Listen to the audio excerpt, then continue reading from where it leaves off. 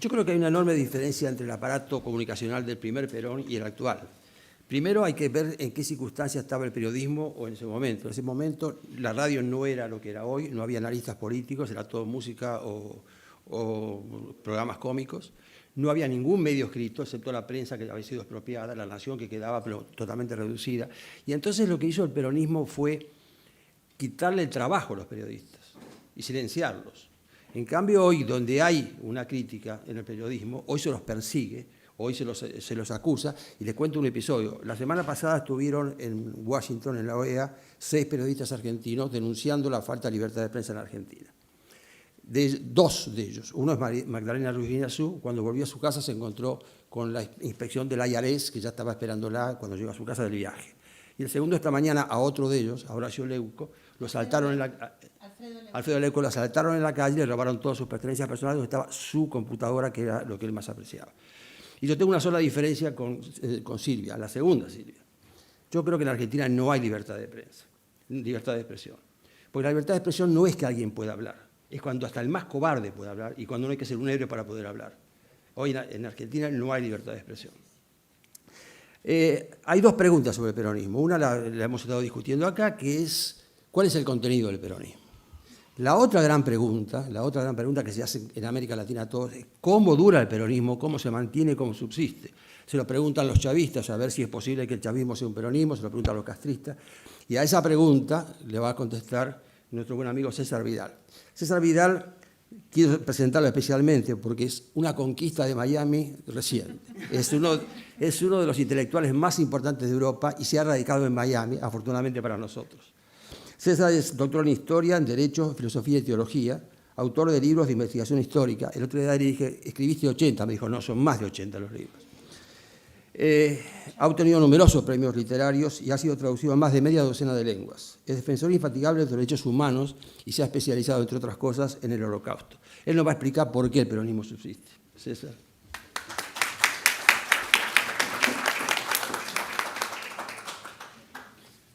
Bueno, no sé si lo voy a explicar, pero voy a intentarlo.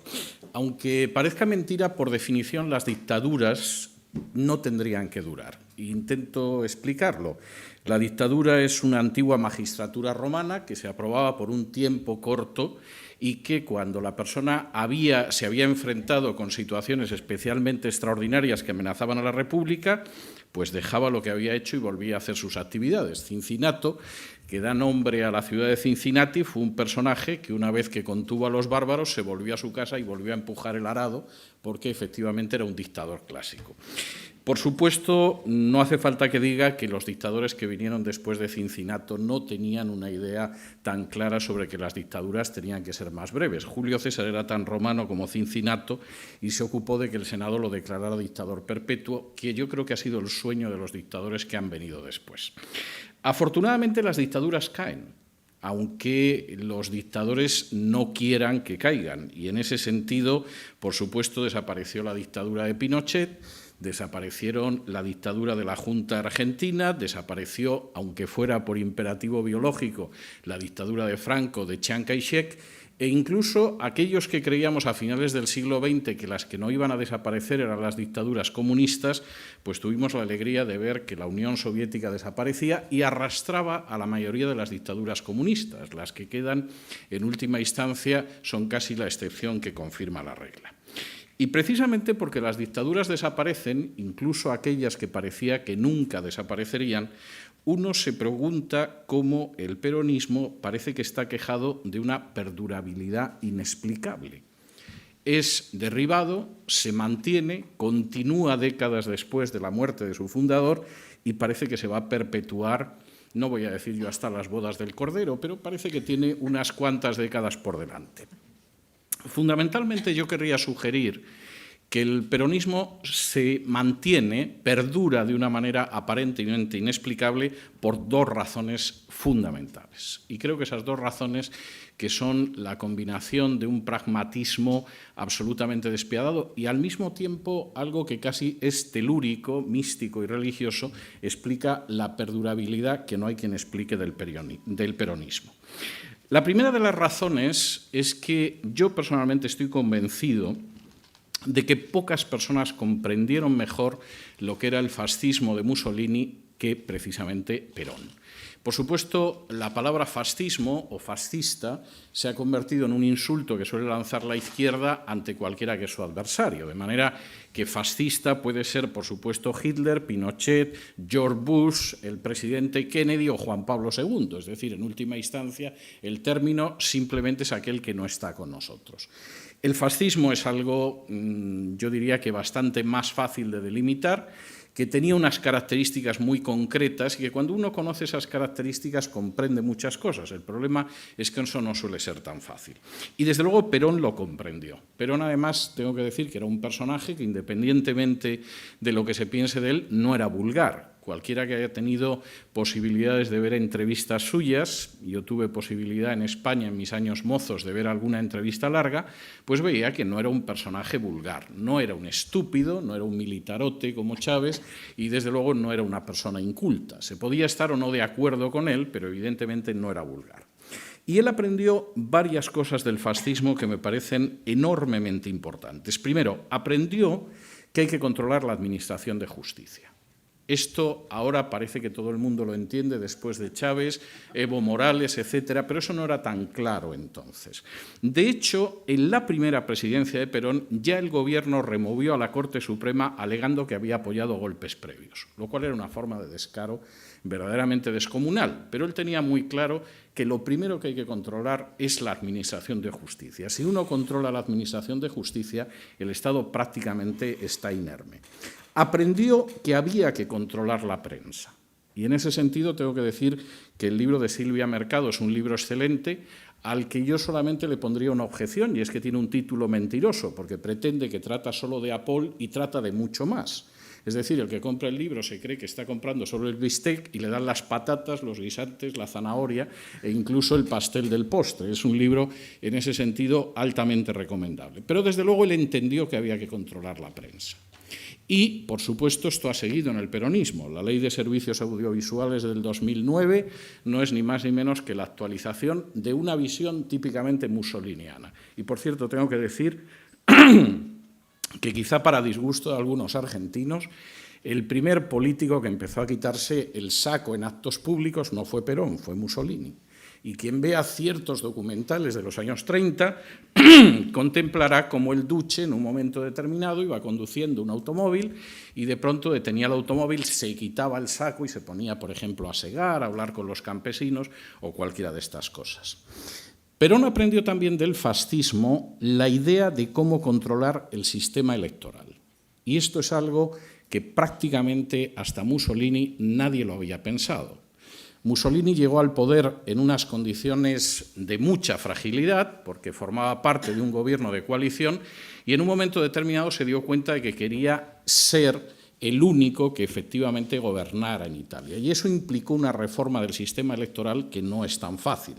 Bueno, Perón lo hizo muy bien. Por ejemplo, en las elecciones del 51, en la capital federal, donde no tenía una mayoría tan clara, redibujó de tal manera lo que eran las circunscripciones electorales que consiguió 23 candidatos oficialistas frente a 5 candidatos radicales. Todo esto con un ejercicio de cirugía electoral verdaderamente prodigioso. Es la copia casi al milímetro de lo que se llamó el listón en la época de Mussolini. Uno puede ganar determinadas elecciones si uno sabe exactamente cómo recorta las circunscripciones electorales. Y, por supuesto, Perón aprendió otra cosa que es enormemente importante, que era la idea de la tercera vía, que es una de las características específicas del fascismo. El marxismo siempre decía que el fascismo era como la degeneración del capitalismo, pero eso es una estupidez para cualquiera que lo conozca. La idea era que era la primera tercera vía, y Perón lo captó perfectamente. Y, de hecho, siguió repitiendo lo de la tercera vía pues prácticamente hasta el final. Esa es la primera columna. La segunda columna me parece no menos importante, y es que el peronismo ha controlado como pocos movimientos, poquísimos movimientos, la ambigüedad ideológica y un sentimentalismo de carácter religioso. Cuando uno lee, por ejemplo, las 20 verdades peronistas, que Perón publica el 17 de octubre de 1950, A poco que uno las examine fríamente, subrayo lo de fríamente, porque si uno lo lee en la calidez del Perón, qué grande sos, evidentemente esto puede parecer una mezcla de la Suma Teológica de Santo Tomás y la Declaración de Independencia de Jefferson, pero cuando uno lo lee fríamente, la verdad es que las declaraciones, las verdades peronistas son tremendas. Por ejemplo, en la nueva Argentina los únicos privilegiados son los niños. O, por ejemplo, como doctrina económica, el justicialismo realiza la economía social poniendo el capital al servicio de la economía y ésta al servicio del bienestar social. O, por ejemplo, en la acción política la escala de valores de todo peronista es la siguiente. Primero la patria, después el movimiento y luego los hombres. O esta que es fantástica. En esta tierra lo mejor que tenemos es el pueblo. Aunque seguramente la más sincera es la que afirma que para un peronista de bien no puede haber nada mejor que otro peronista. Bien, por supuesto, estas 20 verdades del peronismo, que son verdaderamente chocantes, tienen la profundidad ideológica de aquella famosa secuencia que aparecía en la serie de televisión que se llamaba Kung Fu, en la que un maestro ciego del monasterio Shaolin, en un momento determinado, le decía a su discípulo, el pequeño Saltamontes, el día que me puedas quitar la piedra de la mano te podrás marchar. Bueno, no era mucho más profundo Perón que el maestro Shaolin y evidentemente lo que tenía en la mano era mucho más que la piedra. Esto implica no solamente una enorme ambigüedad, sino además el hecho de que se crea todo un culto prácticamente religioso. Cualquiera que vea las imágenes de lo que fue el funeral de Eva Perón, cualquiera que vea las imágenes del funeral de Perón, la reacción de la gente es absolutamente religiosa. Es la misma reacción que se produce en fenómenos de tipo religioso. Y, por cierto, además, y en este sentido, el peronismo fue muy inteligente, pero también copiaba a Mussolini, supo crear fechas litúrgicas concretas, por cierto, falseándolas. Hay que decir que igual que esa famosa plaza no se llenó con la gente que luego apareció en los documentales posteriores, la marcha sobre Roma no se pareció nada a la marcha sobre Roma que, por supuesto, Mussolini y su gente fue contando después. Esto implica, y a mí me parece que este es un elemento muy importante, que finalmente la visión ideológica del peronismo es tan nebulosa que permite llegar al poder y practicar una política que lo mismo puede ser de extrema izquierda que neoliberal, sin ningún género de problemas, o incluso parecerse muchísimo al fascismo, eso sí, con toques, por supuesto, argentinos. Y, de hecho, esa enorme ambigüedad ideológica hace que el poder solo se vea en peligro cuando en algún momento alguna de las corrientes que están dentro del peronismo desequilibra la situación tirando demasiado en su dirección. Y en este sentido tengo también que decir que el peronismo es de una inteligencia absolutamente extraordinaria. Uno en realidad puede votar al peronismo y estar votando a todo o nada a la vez, porque una vez que llegan al poder desarrollan un programa u otro, y yo creo que en muchas ocasiones de la manera más sorpresiva. Pero eso forma parte de su grandeza, y realmente si uno estudia cuándo salen del poder o cuándo se mantienen, tiene mucho que ver con que mantengan ese mensaje catch-all o, por el contrario, en algún momento vayan hacia otro lado. Estas dos características del peronismo tienen una enorme fuerza, porque fundamentalmente se podrían resumir en dos. Primero, una falta absoluta de escrúpulos institucionales y morales. Para conquistar el poder y mantenerlo, se mantiene una falta total de escrúpulos hacia las instituciones y hacia la moralidad. Y eso permite laminar a la prensa, por supuesto, acabar con la independencia de la Administración de Justicia y, desde luego, cuando uno no tiene escrúpulos, las posibilidades de mantenerse en el poder son mayores, como entre otros han teorizado personajes como Maquiavelo. Pero, en segundo lugar, el peronismo tiene, precisamente por las características de los que yo hablaba, la posibilidad de ir en todas las direcciones porque apela fundamentalmente al sentimiento. Y esto es algo tremendamente importante. El sentimiento es tan enormemente importante que las elecciones que acaban llevando a Hitler al poder son unas elecciones en las que uno de los lemas utilizados por el Partido Nacional Socialista Obrero Alemán era «Votat sentimiento». Las elecciones que llevaron hace un par de legislaturas al poder en Cataluña a una coalición nacionalista de izquierdas tenían como lema también «Votad sentimiento». No tengo la menor duda de que uno de los grandes elementos que proporcionan un enorme peso específico, que dotan de una enorme capacidad de atracción al peronismo, son el sentimiento. Esto, por supuesto, no soluciona los problemas que plantea el peronismo. Me gustaría, pero no es el caso.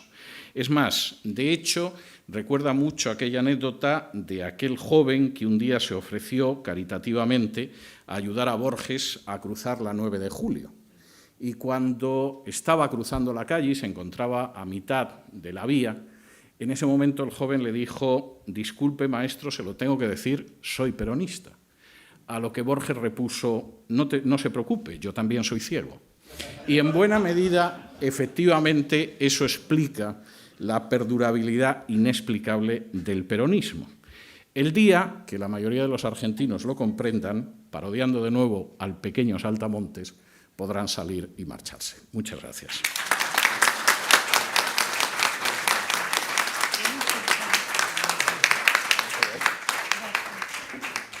Bueno, solo me resta agradecerle a Juan Antonio por habernos dado su casa, a ustedes por acompañarnos, y les pido que me acompañen a agradecerle a nuestros ponentes.